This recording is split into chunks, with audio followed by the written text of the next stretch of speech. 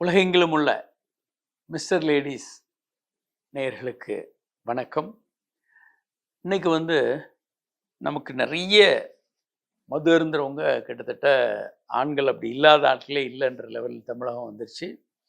சர்க்கரை நோயாளிகள் இந்தியா தான் சர்க்கரை நோயின் தலைநகரம். ஒரு சுனாமி மாதிரி சர்க்கரை நோய் வந்திருக்கு. அதே மாதிரி ஹை பிபி, ஹார்ட் பேஷண்ட்டு, இப்படி எல்லாம் பல்வேறு விதமான நோய்கள் உள்ளவர்கள் பார்க்குறோம். இவங்க வயக்ரா போன்ற மாத்திரைகளை பயன்படுத்தலாமா அப்படின்னு கேட்குறாங்க. வயக்ராவை யாருமே பயன்படுத்தாதீங்கன்றது தான் நம்ம சொல்கிறது.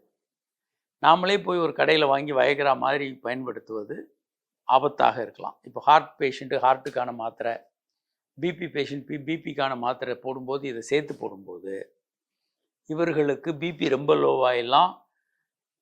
ஏன்னா இதுக்கும் அதுக்கும் ஒரு சிமிலாரிட்டி இருக்குது அதனால் மருத்துவரின் அறிவுரை இல்லாமல் நீங்கள் மருந்துகளை சாப்பிட வேண்டாம். ஒன்று, மது அருந்துபவர்கள் மதுவோட வயக்ரா கலக்கும்போது பிபி ரொம்ப லோவாகலாம்.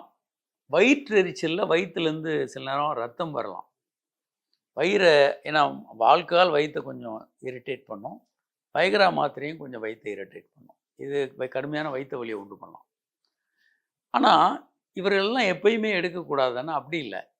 முதல்ல உங்களுக்கு பாலியல் பிரச்சனை இருந்தால் தான் நீங்கள் வயக்ரா எடுக்கணும். ஒரு பெண்ணை திருப்திப்படுத்த போகிறேன்னு நல்லா இருக்கிறவங்க எடுக்கவே கூடாது, தேவையில்லை.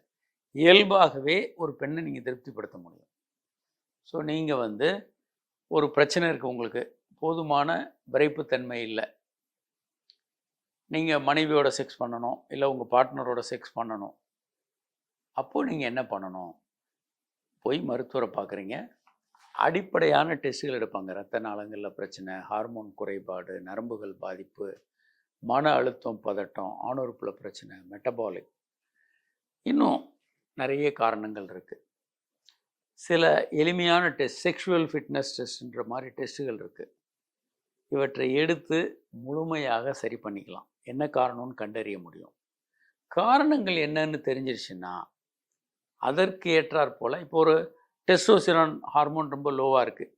40 வயதுக்கு மேலே ஒவ்வொரு ஆணுக்கும் ஒவ்வொரு வருடமும் 0.2 மில்லிகிராம் பெர் டெசிலிட்டர் அளவுக்கு ஆண் ஹார்மோன் குறைஞ்சிக்கிட்டே வரும்.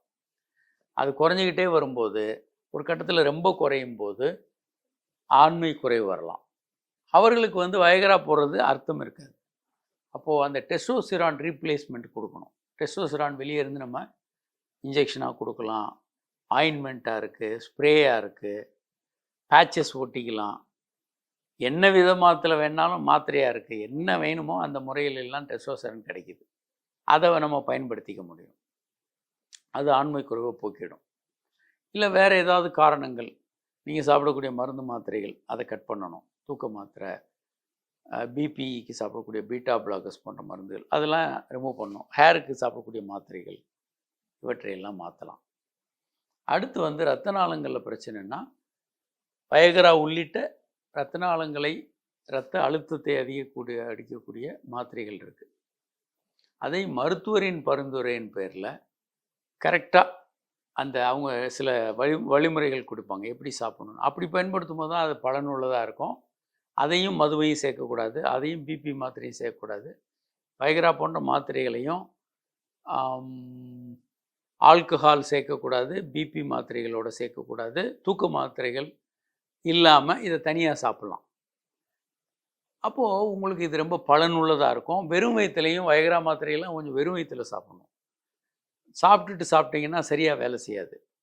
கொஞ்சம் வயிறு காலியாக இருக்கும்போது மாத்திரை போட்டு ஒரு 3 மணி நேரம் 4 மணி நேரம் கழித்து, அதுக்குள்ளே மொத்தமே அது 4 மணி நேரம் தான் வேலை செய்யும், போட்டுட்டு வயிறு 4 மணி நேரம் காலியாக இருக்கணும். ஒரு மாத்திரை போட்டு ஒரு 1 ஹவரில், ரொம்ப நேரம் ஆகிடக்கூடாது. மாத்திரை போட்டு நீங்கள் ஒரு காரில் போயிட்டுருக்கீங்க 2 மணி நேரம்னா எரெக்ஷன் சரியாக வராது. மாத்திரை போட்டு ஒரு 45 மினிட்ஸ் 1 ஹவரில் நீங்கள் தாம்பத்திய உறவு பண்ணணும். சில நேரங்களில் விரப்பு வராது. சில பேருக்கு ஆச்சரியமாக இருக்கும். அது ஏன் அப்படின்னா ஒரு தூண்டுதல் வேணும். வயக்ரா போட்டாலும் ஒரு பார்ட்னர் அல்லது ஆணுறுப்பை தூண்டணும், அல்லது ஒரு செக்ஸ் படம் பார்க்கும்போது அந்த கிளர்ச்சி வரும்போது மூளையில் நைட்ரஸ் ஆக்சைடு ரிலீஸ் ஆகும். அங்கேருந்து தான் விரப்பு ஆரம்பிக்கும். வயக்ரா போன்ற மாத்திரைகள் நேரடியாக விரைப்பை உண்டு பண்ணாது. முதல்ல நைட்ரஸ் ஆக்சைடு அது இரத்த நாளங்களை விரிவுபடுத்தும். அது விரிவுபடுத்தப்பட்ட இரத்த நாளங்களை அப்படியே அது பிடிச்சிக்கும். வயக்ரா போன்ற மாத்திரைகள் அதை அப்படி தூண்டி முழு விரைப்பு தன்மையை கொண்டு வரும். அதனால் வயக்ரா எப்படி சாப்பிட்ணும், எந்த கண்டிஷனுக்கு சாப்பிட்ணும், இப்படியெல்லாம் கண்டிஷன்ஸ் இருக்குது. அதை கரெக்டாக ஃபாலோ பண்ணிங்கன்னா ஒரு முழுமையான பலனை அடையலாம். ஏன் நிறைய பேர் வயக்ரா ஃபெயிலியர்னா, பெரும்பாலும் அது சரியாக எடுக்கிறதில்ல. சரியான கண்டிஷனுக்கு சரியான முறையில் அதை எடுக்காதனால நிறைய பேருக்கு அது ஃபெயிலியராக இருக்கும். ரொம்ப அற்புதம்னு நினச்சி சாப்பிடுவாங்க, வேலை செய்யாது. அவங்க ரொம்ப ஃப்ரஸ்ட்ரேட் ஆகிருப்பாங்க. அது அப்படி இல்லாமல் பண்ண முடியும். இன்றைக்கு இந்த ஆண்மை குறைவுக்கு சரி மருந்து எனக்கு எடுக்க பிடிக்கலை அப்படின்றவங்களுக்கு ஸ்டெம் செல் சிகிச்சை இருக்குது. நம்ம வயிற்றில் தேவையற்ற கொழுப்புகள் நிறைய இருக்குது. இந்த கொழுப்பை ஒரு ஊசி மூலமாக எடுத்து ஸ்டெம் செல்கள் தயார் பண்ணி அதை ஆணுறுப்பில் இன்ஜெக்ட் பண்ணலாம். ஒரு அற்புதமான விரைப்புத்தன்மை கிடைக்கும். அந்த நோயை அது சரி பண்ணிடும்.